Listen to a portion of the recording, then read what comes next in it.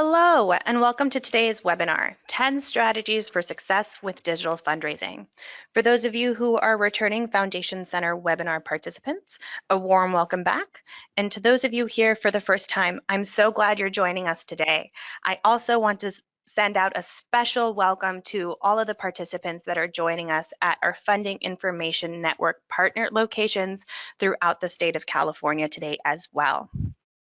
My name is Elizabeth Cevada, and I'm a program associate here at Foundation Center, and I'm joined by my colleague Christine Bunting.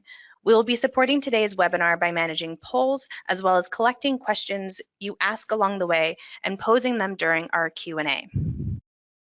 I would now like to turn the controls over to our presenter for today, Michael Stein. And as I do so, I'd like to go ahead and introduce him as well. So Michael has been a writer and digital strategist for progressive social causes since the birth of the internet. He is the author of 3 books and numerous articles chronicling the rise of digital engagement, mobile, and online fundraising. He is currently the Senior Director of Partnerships at Every Action, a digital platform that offers tools for nonprofits for constituent management, email messaging, fundraising, donor engagement, advocacy, and organizing. So without further ado, I'll turn it over to Michael. Thank you so much, Elizabeth, and good day to everyone. This is Michael Stein in Northern California. I'm pleased to be invited by the Foundation Center to talk with you today about digital fundraising. And a special hello to our participants at libraries across the state of California. Very nice to be with you.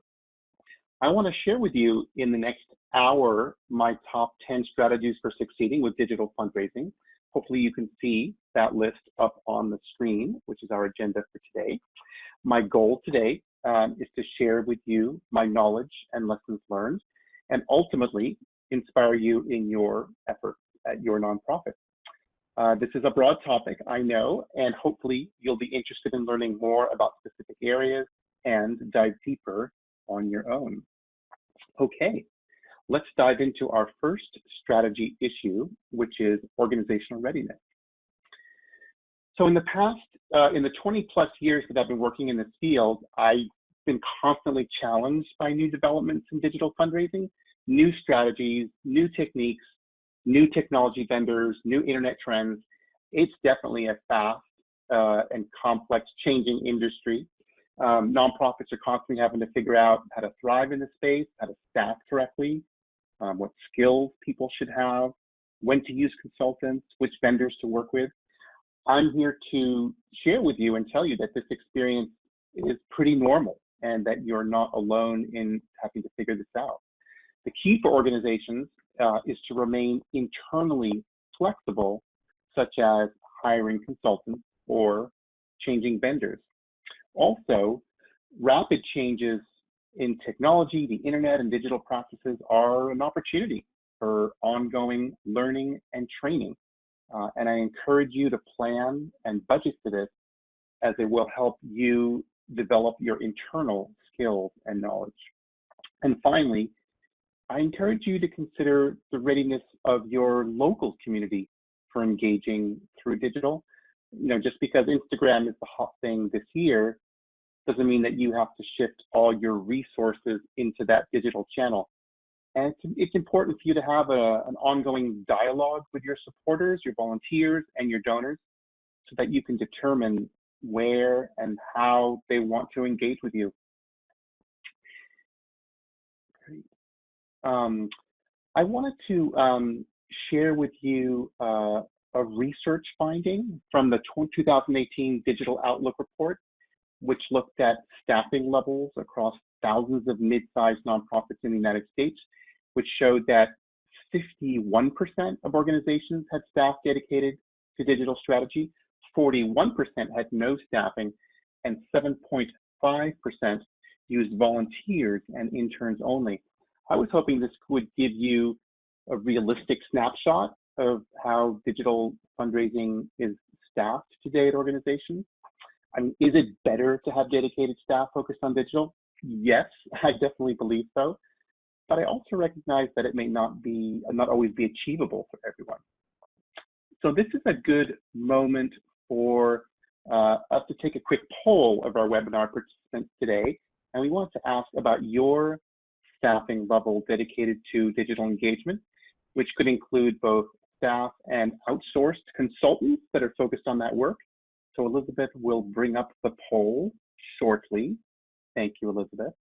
Of course. So I'm going to go ahead and launch the poll for all of our online participants. And at our Fin locations, just, get a quick raise of hands in the room, and we'll compare what your rooms look like in your physical locations with what our online participants are sharing. So with that, I'm going to go ahead and close our poll and share the results for Michael to comment on. And while Michael is sharing his comments, if our Fin supervisors could just let us know if these results that we're sharing on screen match what your physical audience is telling you in the chat. So go ahead and submit your chat responses for us. Michael, what are your thoughts on our online audience? Thanks, Elizabeth. Yeah, these are great numbers. I mean, they're definitely consistent with what I see with small and mid-sized organizations around the country. So it looks like, the largest clump of people are basically, between a quarter and one full-time equivalent. And, there's also a very high number of organizations using volunteers only, which is also extremely consistent with what we noticed in all parts of the country for the last, at least for the last five years, if not more. So this was really useful. I'm glad we did that. Great. And it looks like San Mateo is, has a fairly even distribution with what our online audience is saying. But JFK University is letting us know that almost 16% of their audience has, that 1 to almost 2 full-time staff. Santa Barbara is also sharing that they have 1 participant that has a full-time staff, 2 say that they only have online volunteers working with them, and 1 of them has part-time staff for them. And Santa Monica has a fairly distributed distribution here, which matches very much what our online audience is saying. So with that, I'll go ahead and I'll hide our poll so we can continue with the presentation. And Humboldt is actually sharing that most of their audience is selecting 1 full-time employee. That's great. Thank you, everybody, for sharing that with us today. Great. So, I mean, what I keep in mind is that digital fundraising keeps growing and keeps delivering results. Online revenue, grew by 23% in 2017 and 15% in the previous year. I mean, more people are shifting over to getting online and through mobile devices than ever before. So it makes sense that this growth trend continues. The email fundraising response dropped a bit last year to 0.06%. And if you're a stats geek, that means that you have to send over 1,600 emails to generate a single donation. And the average size of a one-time gift is $113 when donated on your website, and $76 when donated after a click-through, from one of your emails. And all these numbers are from the 2018 M&R benchmark study, which is released yearly by the M&R Strategic Services Agency. And I consider this to be the best benchmarking study out there for small and mid-sized nonprofits to use to figure out where they fit in, how they compare, how much growth potential you might have, and I highly recommend it. So I'll close this section just by saying that digital fundraising is still in a big growth phase, and it's an important part of a complete multi-channel fundraising program, and I'm glad that you're interested in building this important organizational capacity in the year and years to come. Great. So speaking of multi-channels, let's transition to our second success strategy by talking about making your website donor ready. Your organization's website is still very relevant today and is basically a multi-channel funnel for your organization. People arriving here from many different sources. I mean, a lot of people come from search engines, which is usually over half the traffic. Some people receive your fundraising appeals in the postal mail and then go to your website to donate. Other donors know your brand and just arrive out of the blue. And so it's fair. It's always fair for me to ask when I work with nonprofits, is your website donor ready? So this means making sure, your donate button is prominent. Let me find my little pen here, is prominent throughout your website navigation, like in the header and the footer. Also making sure that you're promoting your fundraising campaigns prominently on the homepage whenever you're doing a campaign, either as a feature at the top of the page or in your rotating carousel if you have one. And as you consider all the different screen sizes that your donors are using, be sure your donate button and these fundraising features are front and center for your mobile users. It's really just really so important. Another very positive technique for websites is the use of the pop-up lightbox during a fundraising campaign. You don't want to use these types of pop-up graphics all year round, as they can harm your search ranking, but certainly worth using during, let's say, a week-long campaign, or at year-end, for example, which could be a 10-day period. There's a nice example here on the left from the SETI Institute, which raises money for space science, and an example on the right here from Corporate Accountability for a monthly giving campaign.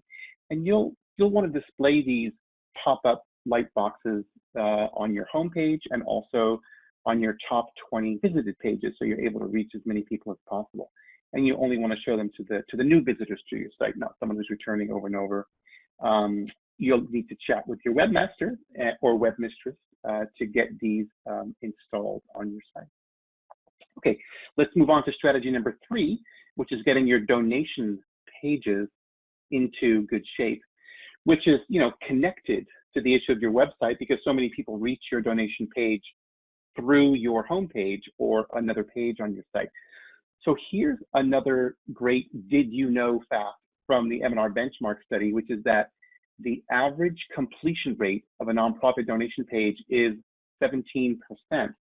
So what that means is, over 80% of folks aren't convinced to give to you once they reach your donation page, which is a bit of a sobering reality, or as I like to call it, a call to action for you.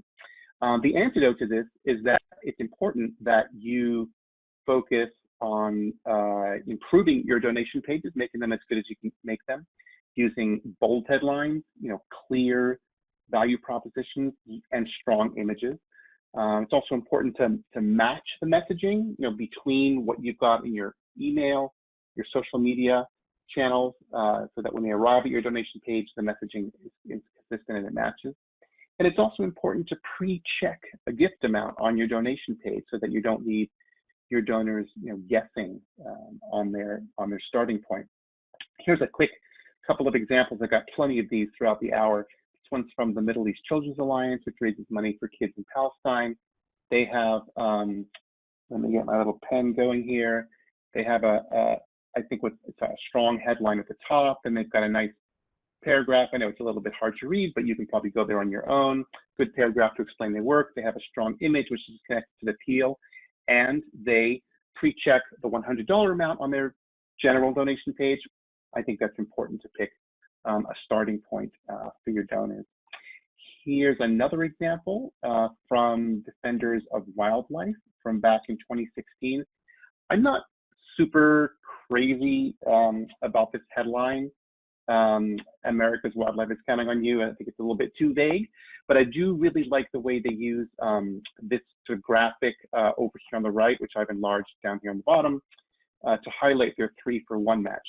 But for those of you who are paying attention, they didn't pre-check a donation amount. So as you can see, there's always ways to improve donation pages. So something to look out for. So a few final items on improving donation page. The last year or so, I've seen a big trend in making donation pages as simple as possible by removing fields that a donor has to fill out, even removing like the header and footer navigation, basically making the page as bare bones as possible. Also, a lot of organizations are making the monthly gift the default for giving instead of one-time gift. We'll talk more about that in a minute. A lot of focus this year on multiple payment methods, such as PayPal, beyond just credit cards and such.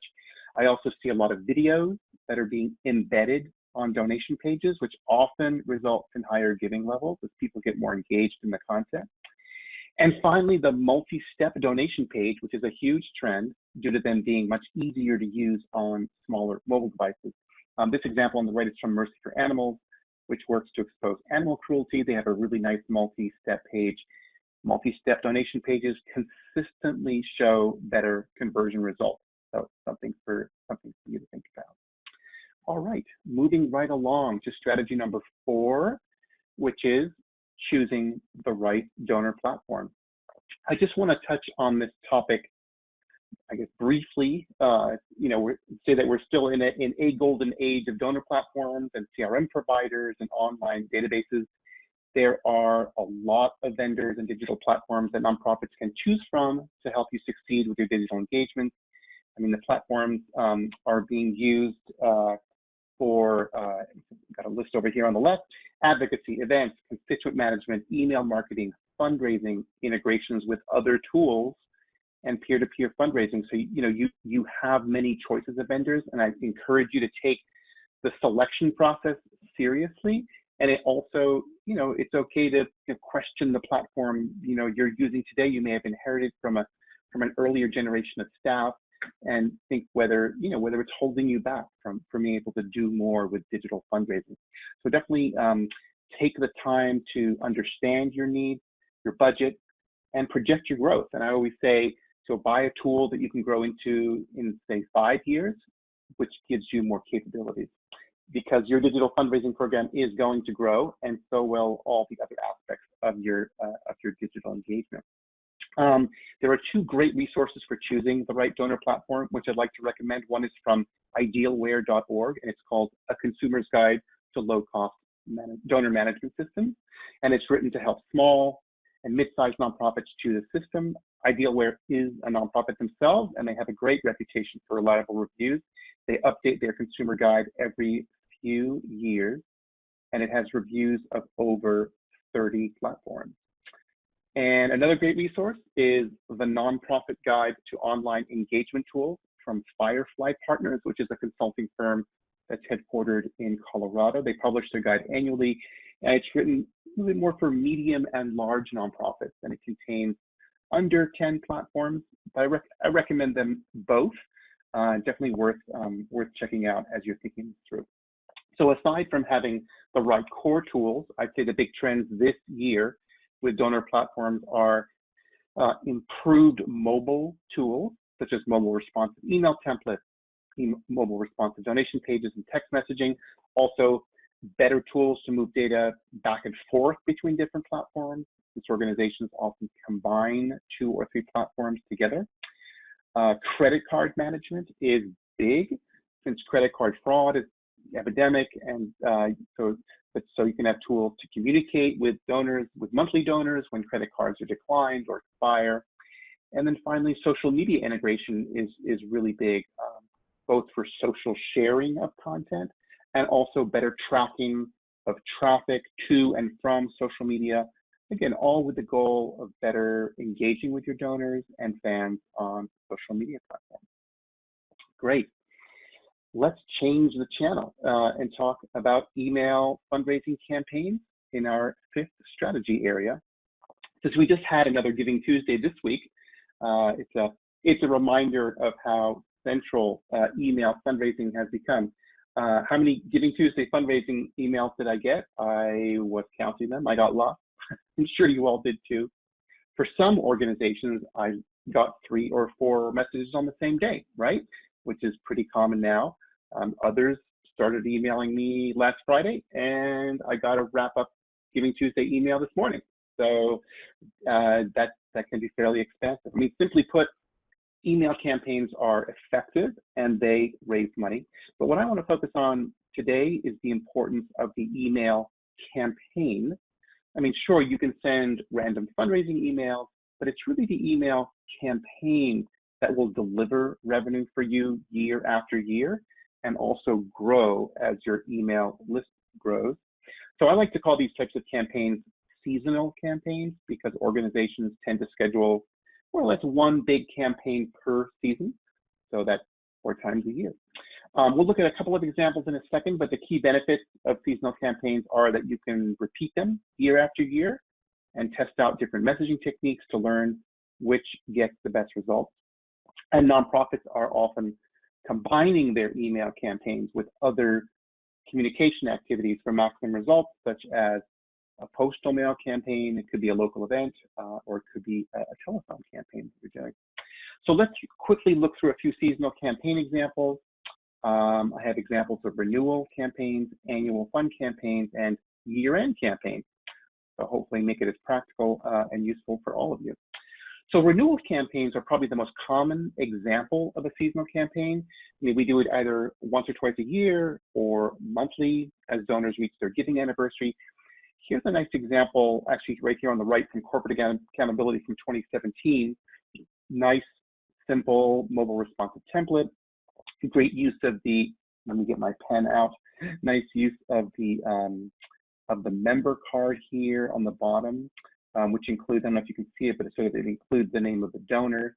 I also love these Renew Now buttons. With renewals, organizations often have to consider timing issues. If you're also sending a renewal letter in the mail or making a phone call, should the email go out first? Should it go out afterwards? That's something you might be able to test. Also, with renewals, organizations need to consider upgrade options. We love it when donors renew, but we also want to suggest a higher giving level each year. So your challenge is, how do you present that higher giving level in the email and also on the donation page if they click through? And this is something, this kind of capability is something which is impacted by the digital platform that you're using. Renewal campaigns are great for testing different techniques, such as how many emails to send and also who should sign the email. Here's another renewal example I like from Habitat for Humanity from 2014. Nice, strong visual. In addition to the Renew Now button, they also offered this interesting Take the Survey option, which was intended to engage with donors that didn't want to renew, and they were hoping to start an additional conversation with them, which I think was very clever and an interesting way to continue the engagement. Here's another example from AIDS Project Los Angeles, which I worked on. We wanted to integrate the member card as centrally as possible in the design, because members use the card to obtain certain benefits from the organization. Actually, this appeal went to non-members, so it's more of a member drive example. So you'll notice, this button says join now rather than renew now. Gosh, this actually is an old example. It's certainly not as mobile responsive as you'd want your emails to be today, but still a good example for the card. Okay, let's talk about another type of email fundraising campaign, which is the annual fund appeal. These commonly occur at the same time each year. They're great for building brand recognition. They're often tied to certain holidays or school schedules. So the example on the right is again from Habitat for Humanity, and is their Habitat Spring Challenge, which they do every year in the spring. Habitat does a lot of volunteer building projects, as many of you know, in the summer. So spring is their big time for them to fundraise. So this example has a match to double your gift. They have a goal, which looks like $500,000. They have a deadline, April 15.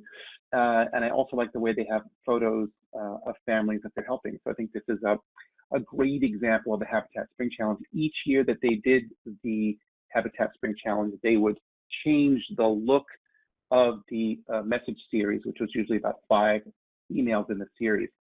But it still was called the Habitat Spring Challenge, but they would rotate and change it a little bit each year. Here's another annual fund appeal example from the Gorilla Foundation. Probably most of you have heard of Coco the gorilla, who knows a sign language. I was very sad to hear that Coco passed away earlier this year. She was 46 years old.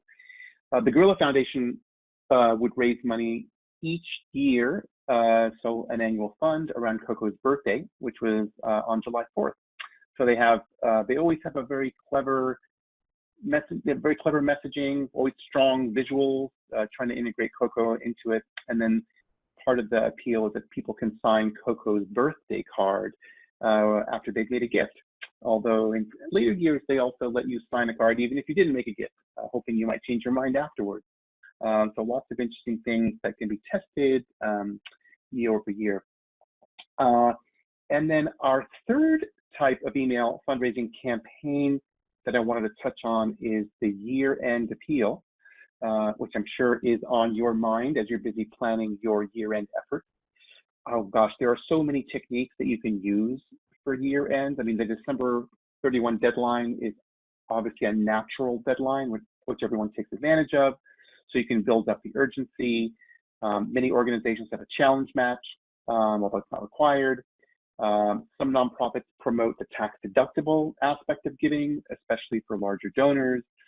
The year-end campaign always needs a strong theme and some good creative elements to make it engaging. Let's see, this example on the right is, again, from the Middle East Children's Alliance. I just wanted to give this as an example. I just love, I like it because the photo is really telling the whole story of this message, and they always do a great job starting their email appeals with photographs, which I think is really terrific.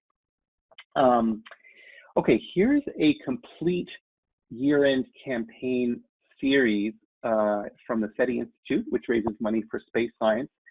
And I think it's nice to put these efforts kind of side by side to see kind of what they're doing and how they're doing it. As you can see, they have a consistent template, which they repeat. Obviously, they sent a series of 5 messages. Actually, there were a couple of extra ones at the very beginning because it rolled into Giving Tuesday, and at the very end, they doubled down and sent a bunch more on the 31st. So you could probably need to add about 4 more messages into the series.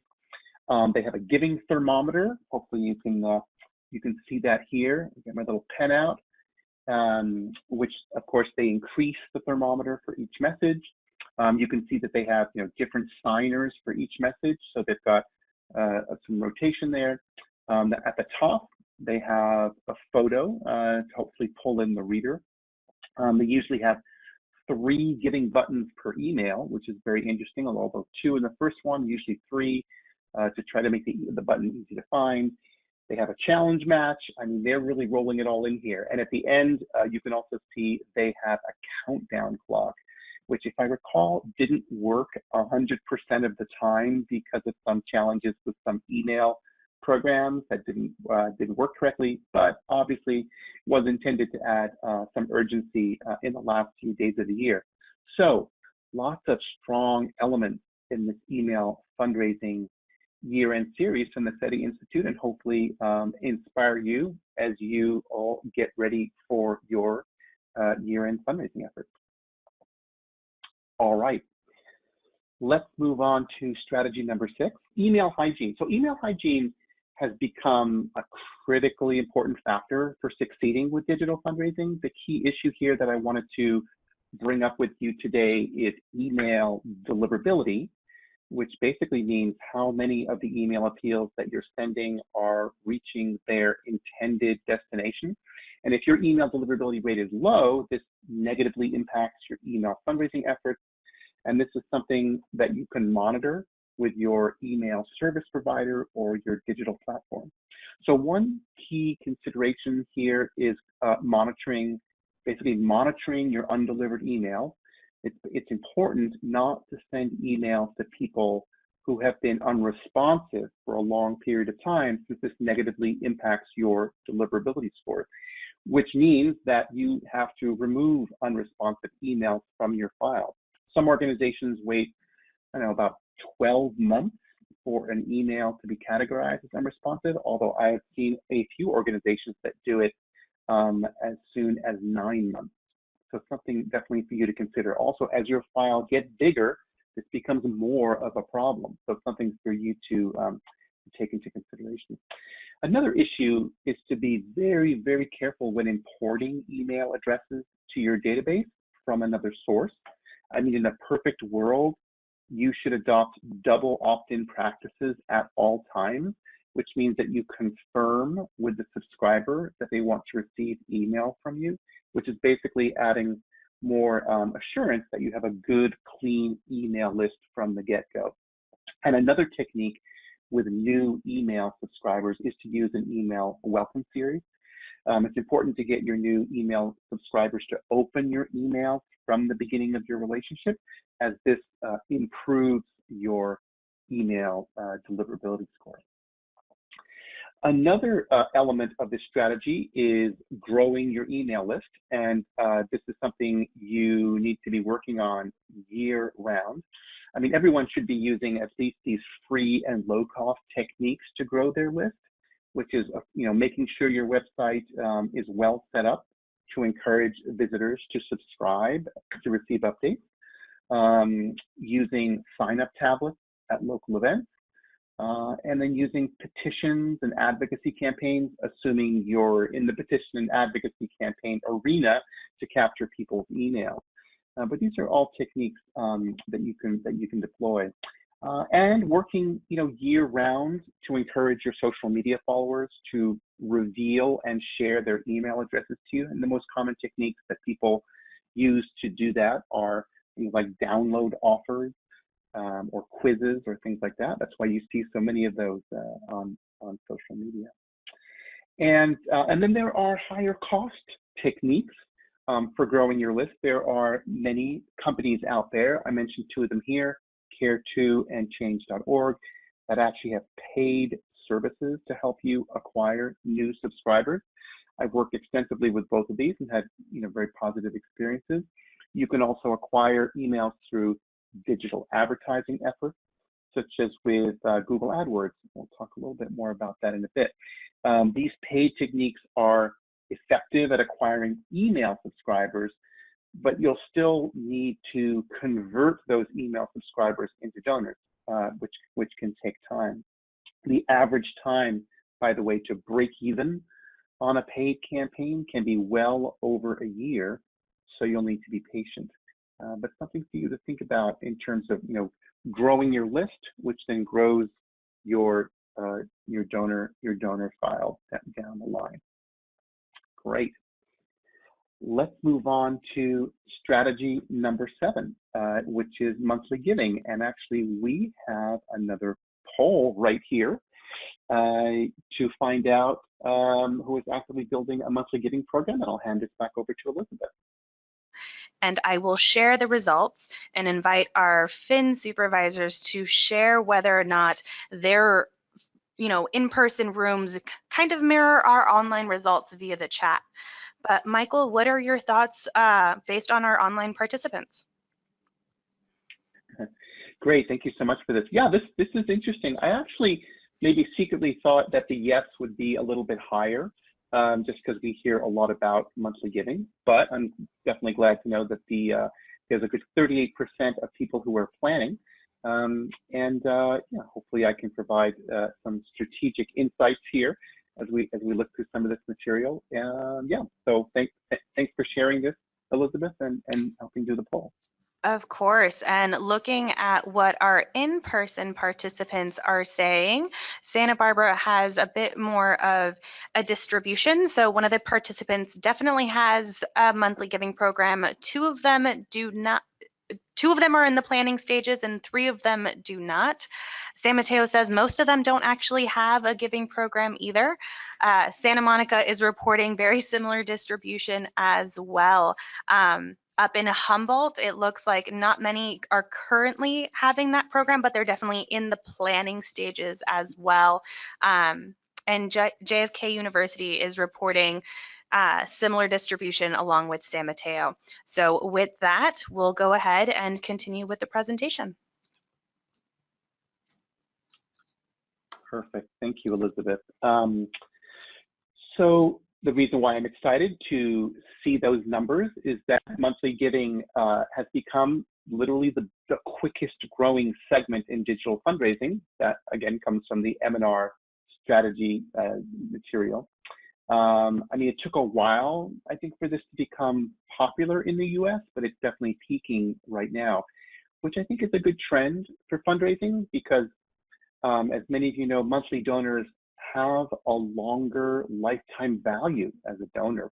Donors that become monthly donors spend longer time on the file. They give more money over time, which is of great value to nonprofits. So when you're building a monthly giving program, the best people to reach out to are often recent donors, frequent donors, and also your multi-channel donors. So those may be good audiences for you to target. And because the giving levels, are low with monthly giving, this is obviously a good place to upgrade. So going from, say, $10 per month to $12 per month isn't a big ask for most donors. So there's always a lot of opportunity there. And you can also schedule month-long recruitment campaigns to sign up monthly donors, such as reaching out to your lapsed donors, which is definitely a popular technique. The key with monthly giving, with monthly donor programs, is definitely to emphasize its value for a donor. Just highlight this over here. You've got a special club. You've got year-round support for the organization. You have a low gift entry point or a low giving level. You can spread out the payments. You can cancel anytime. These are all values that donors really appreciate. And so that's why these programs have become particularly interesting.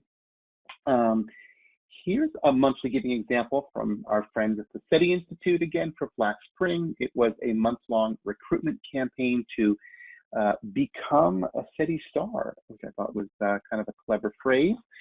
They were recruiting, they were recruiting 50 new monthly donors. They were asking for a $10 giving level. And I know from chatting with them that they targeted lapsed and low-level donors on their file. So this was a good project that they worked on. Here's another example from Mercy for Animals. Their monthly giving ask is to what they call become an investigator ally, which I thought was a nice turn of phrase and plays in well with the work that they do. They were using a challenge match to encourage signups, which is, I think, a terrific technique. And I like the way they used this kind of what I'm calling the social proof technique. Oops, the screen has gone away. Let's come back. They used this social proof technique right here to highlight new donors that were signing up. And so when you arrived at the donation page, you were actually able to see other people's names there, which they had tested and found that it helped their campaign as progressed. And finally, this example from corporate accountability. They were recruiting, they were recruiting 100 monthly donors. That was their goal. They did this over a month-long thing. They sent a series of, I think it was about 4 messages. And this screenshot is from one of the email messages. They had a great thermometer. This was about, we're halfway to our goal. I think this campaign was really elegant and had good visuals to draw people in as the campaign progressed. Okay, let's talk about social media for our 8th strategy. So social media definitely plays an important role in digital fundraising, although that role tends to be more indirect and a little bit harder to quantify, but definitely things are changing. The M&R benchmarks report, which I keep coming back to, shows that alongside email addresses, nonprofits have built a pretty considerable presence on the 3 big social media platforms, Facebook, Twitter, and Instagram. So you can sort of see these numbers right here, which I think is very interesting. They're probably changing fast every year. Facebook is the most used social media platform for fundraising, and Instagram is growing the fastest. So interesting to use. The big challenge really with social media is acquiring the email addresses from your followers and fans, because if you can acquire their email address, then you dramatically increase your chance of converting them to a donor than if you just have a relationship with them on the social media platform alone. So that's an important finding in digital fundraising that helps us to understand a little bit more how social media fits into the mix. So Facebook has been the most influential social media platform for digital fundraising. And this is clearly because Facebook has invested in developing tools to help nonprofits reach their constituencies and actually conduct fundraising campaigns on their platform. So, posts in the Facebook news feed, as many of you know, only reach about 7 to 10% of your followers. But you can, of course, boost your content by paying, which I'm sure many of you have done.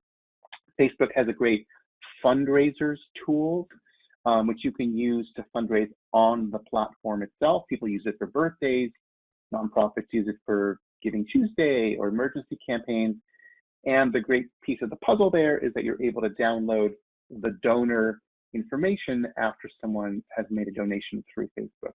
Also, Facebook Live video events have become very popular and effective in getting people's attention to promote a fundraising campaign, seeing a lot of those this year. And Facebook allows you to upload email addresses onto their platform from your database so that you can target ads to any of those people that are on Facebook. So it's part of their advertising program in a very interesting multi-channel technique, which is sort of like working in the reverse direction that we normally think of. And finally, Facebook has advertising tools to allow you to expand your reach beyond your own audience. These are sometimes what they call their look-alike audiences. And many nonprofits are testing out these advertising tools to either grow their Facebook audience or promote a digital fundraising campaign. They're also very carefully tracking results and conversion rates to assess whether there's a good return on their investment. It is clear to me that not everyone succeeds with Facebook advertising, but I always encourage nonprofits to give it a try, measure their results carefully, and see how that ends up for them. Beyond Facebook, there are numerous platforms that offer crowdfunding and personal donation pages. I'm sure many of you have heard of GoFundMe, Indiegogo, and several others.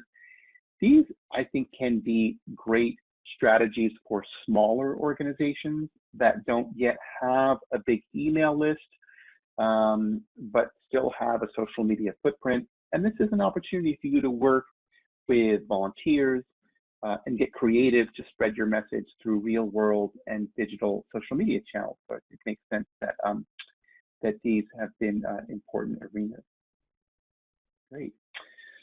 So we've already talked a bit about digital advertising, but I wanted to return to it briefly in our second to last strategy area. I mean, digital advertising has seen a rapid growth in use among nonprofits, especially for mid-sized and large nonprofits, inevitably those folks with slightly larger budgets. I mean, the most common platform being used after Facebook is Google AdWords. And as many of you know, nonprofits are able to use Google AdWords through the Google Grant program. So acquiring an email address through digital advertising, when all is said and done, costs about $1.46 when you factor in all of your advertising costs. And this is from learning from across thousands of nonprofits in 2017, and again shared with us from the M&R report, although this doesn't cover your staff time. So it's something definitely to think about. So again, digital advertising is an opportunity to acquire email addresses, but of course your challenge as an organization is then to convert those email addresses, those real human people, into becoming a donor. So it's an important stepping stone for digital fundraising is to build your list through a digital advertising program. So is digital advertising a good channel to invest in to grow? I absolutely say that it can be. I'd say it takes some human effort, some financial investment on those platforms, definitely some staff time to get that. But this is just a super important place for you to measure your return on investment over time. It's one thing, of course, to acquire a name or an email address or someone to your list. And again, it's another thing to then convert them to becoming a donor. and that can often take as much as a year down the road to do that. That's something for you to be thinking about. Okay, our final strategy topic is measuring your impact. This is a super important part of digital fundraising, as I'm sure you're all aware, and really so that you can develop your own benchmarking. It's one thing to have studies like the M&R benchmark study, but those are sort of other people's benchmarks, and so having your own benchmarks is super important. What's working, what's not working, what should we do more of, where should we invest time and money to grow our digital fundraising program. I mean, I expect you all, I expect you all to collect as much quantitative metrics as you can from your website behavior, from all of your email fundraising efforts. If you want to keep track of where and how you're converting donors, where you're able to upgrade donors, where you're able to sign up monthly donors. It's also spending time tracking the source of your donations, how many donations are coming through your website, how many donations coming from your email appeals or from social media promotion. Also learning how to use source codes to track the source and even create a clone donation page if you have to track the behavior of a channel. And also tracking your advertising efforts. And then ultimately, drilling, and at the end of the day, kind of drilling down on your return on investment, your ROI, really so you can understand how much it costs you to acquire an email and acquire a donor. Knowing those two pieces of information gives you the ability to forecast and budget and staff intelligently for the future. And also another piece of measuring impact, I encourage folks to send out email surveys and also to organize focus groups to get real feedback from your subscribers, your volunteers, your activists. So again, these are all these are important elements in measuring the impact of your digital fundraising efforts. Okay, we got through our 10 strategies for success with digital fundraising. Let me just take a few more seconds to highlight my top tips as you consider your next step, and then we can dive into to our Q&A. So creating digital fundraising campaigns is critically important for your success, as well as integrating the communications and social channels that you have at your disposal. Testing, definitely vital to help you evolve and improve your campaign year to year, campaign to campaign. Watch out for your digital hygiene as you grow, and also the importance of growing your list over time, since that grows your funnel. Improve your donation pages so you can move that needle on donations. And finally, measuring everything you can so that you can learn and evolve over time. Great.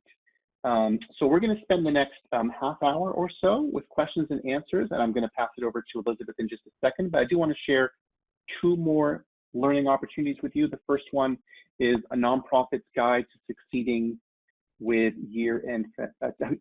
nonprofit's guide to successful year-end fundraising. I wrote this guide about a month ago, and I invite you to download it for free from the link that's listed over here on the page. And in addition, the second item is another guide, which I wrote about building a successful monthly giving program.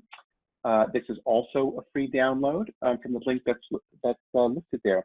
And we will resend both of those links to you when we share out this presentation with you later today or tomorrow. Great, and I think we've reached the Q&A section, and I will turn the microphone back over to Elizabeth in New York City.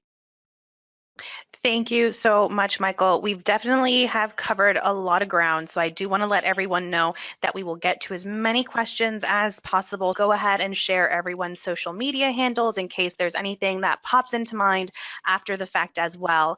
So, Michael, I wanted to go ahead and actually pose the first question for our Q&A to you, which came in, and I suppose it would be an 11th strategy that we have, One of our participants would like to know if you could speak to text or SMS messaging as a fundraising tool.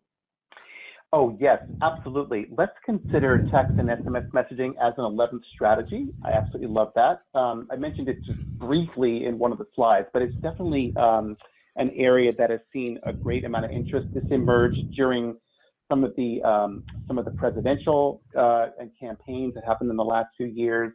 And there's a couple of great vendors that are out there, platforms that provide text and SMS messaging tools. I mean, it's a strange irony. This is where sort of mobile fundraising began, probably over 5 years ago. And even though smartphones and everything else have taken over, SMS and text messaging has kind of come back as this really kind of neat, low-tech method for reaching out to donors. So the basic concept is that you're able to, you're looking to not just acquire people's email addresses, but you're looking to acquire their mobile phone numbers. And once you have their mobile phone numbers, you're then able to put them into a messaging queue. And some of these platforms, I'm thinking of vendors like Hustle, but there are a few others that are out there, have a really great platform tool with a dashboard where you can manage basically your communications. Some of the communications is automated. But then once a real person replies and says, hey, thanks for getting in touch, I can't volunteer this Saturday, or thanks for asking, I can't afford a $50 gift, then a real person can jump in and continue the dialogue with them. So it's a really interesting and intriguing digital fundraising technique. Again, it requires an organization to have built up a database of mobile telephone numbers. But again, as time has gone on, more and more of these, databases are built up. So definitely something for you to think about. And obviously, you need to have, a contract with one of these vendors or providers to be able to do it. But something that I think is a great opportunity for fundraising, and definitely, worth trying out as part of your multi-channel mix of different techniques to grow this. So. Thank you very much for that question. It's excellent. Great, Kara. I hope you found Michael's response helpful. We do have a question that came in from our Santa Monica partner, and they want to know what is meant by integrated channels. We mentioned that a number of times throughout the presentation, so just to make sure that we clarify for our whole audience, what do we mean when we say integrated channels? How are we going about doing that? Yeah, that's an excellent question. I mean, the word integration here, refers to our efforts to create sort of synchronicity of messaging and consideration for timing. So let's say, the channels might be, we're sending out emails, we're active on social, we're going to have a couple of events. We might do something in direct mail, in postal mail. Every organization is sort of going to have a different mix of channels, and really the concept of integration is, sitting down with your team, thinking carefully about the flow of communication, which goes first, which goes second, and we need to harmonize, make sure the messaging is the same on each one, using the same visuals if possible. So integration, I think, can take numerous forms, obviously, but it needs to also be respectful of the fact that people inhabit different channels. Some people use just one channel, and that's all they like to do. There are also probably many of your supporters and fans and volunteers and donors and so on that are engaging with you through multiple channels. They'll see your post on Facebook, and they'll get your email, and maybe they're maybe they get something from you in the mail. Maybe they went to your event. They could be literally in 3 or 4 channels. So again, the concept of integration is really about that, the synchronicity between them, and you taking the time and the effort to make sure that you're consistent in your communication, and that from the user's end, from the donor's end, that it will be rational and make sense to them. And ultimately deliver the results that you need. Certainly, it's the results we're Yeah, really after. yeah. And both JFK University and Thomas from our online audience had a question about metrics. So we want to know how frequently we should be reviewing our metrics, and perhaps what are the most common quantitative metrics we should be looking at. And unfortunately, this will be our last question for today. So I do encourage everyone to reach out to our online librarians, your in-person hosts that you have at your locations. And of course, we'll be sharing those social media handles in just a moment. So what are the most common metrics and how frequently should we be reviewing those, Michael? Yeah. Well, I think the most important metrics are about the source, understanding the source of your donations, and really being able to drill down to understand, the real value that you're getting from your program. So sure, like, you need to figure out what's going on your website, how many people are reaching your pages, and where people are coming from. In email, obviously the most common ones, as I mentioned on one of the slides, is going to be, your open rates, your click-through rates, your unsubscribe rates, things that are very common like that. But the most useful kind of metric is really sort of like, how, what, what's where the sources of it are. Like, so if you're getting a burst of monthly giving donations in a particular season, you want to be able to use the metrics to be able to track back to say, okay, which one of our communication channels, is delivering that value? Which one of our email series is pushing those results and driving those results? Which, hopefully gives you the intelligence that you need to be able to replicate it again, and to be able to determine, what has worked for you, or conversely, what didn't work. So yeah, so the quantitative piece is very important. I mean, I think you could probably collect a little bit too much data at times, but really to spend more time in the analytics phase, and also using it, more to ask sort of strategy questions. What worked especially well, which part of our program did well at Giving Tuesday, which one of our segments or audience groups or types of donors performed the best. And hopefully that gives you insights into donor behavior, and gives you insights that you can replicate in the future, or that helps you test something, a supposition that you might have about a trend, a giving trend that's going on among your constituency. So thank you. Excellent question. Thank you so much for the rapid fire Q&A. I want to say thank you to you, Michael, and thank you to our Funding Information Network partners. For our online audience, our Funding Information Network partners host some of our resources in there, like Foundation Directory Online, so you can access that for free for any of your prospecting research, as well as on occasion host some of our webinar sessions as well. So thank you everyone online for attending today as well. On behalf of Foundation Center and our presenter, thank you for joining us today. If you liked this webinar, we hope that you join us again soon. Have a wonderful rest of your day, everyone. Take care.